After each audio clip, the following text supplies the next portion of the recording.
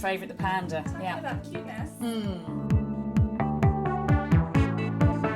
So there's this myth that pandas are helpless and they need humans to help them survive. Which, I mean, they do need us to protect their environment. Mm. But what would you say? Are pandas, are they able to survive on their own? What do you think? Yeah, they are. I mean, the thing is, it's another one of these, because our urge to anthropomorphise, the panda is a bit like the penguin, they look a bit like a human, the way that they sit, they've even got this adaptive thumb, the way they hold food, and their forward-facing eyes and that cute face, they look like little toddlers, yeah. And then they sort of stumble around in the snow and are all helpless and funny, and so they look like toddlers, and we've infantilised them, we've forgotten that they're bears, and so because they remind us of toddlers and we've infantilised them, we sort of have this notion that we have to micromanage their lives and that they can't survive without us.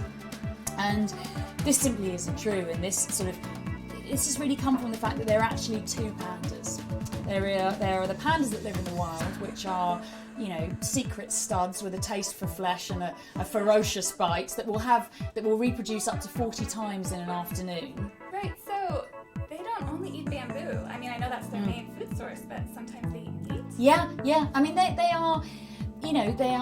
they still have that omnivorous instinct. So George Schaller, the famous panda biologist, when he was studying them in the 1980s, when he wanted to catch a panda and radio collar it, he baked his traps with goat meat. Oh, pandas will eat goat meat. Yeah. Give it a chance. Exactly, and I've seen footage of a panda chowing down on a dead deer, scavenging dead carrion. So that's panda eats Bambi is not really the... Don't tell Disney.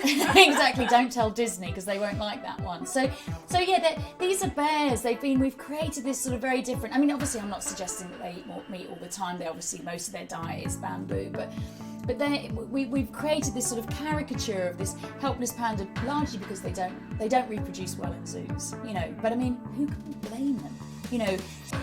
Animals need, the equivalent of a bit of Barry White and a nice glass of wine, and unless we know what that is that turns them on, we can't recreate that in zoos, and so it gives us the idea that they're hopeless somehow when they're not. We just need to leave them alone in their habitat and make sure there's enough bamboo forest for them to survive.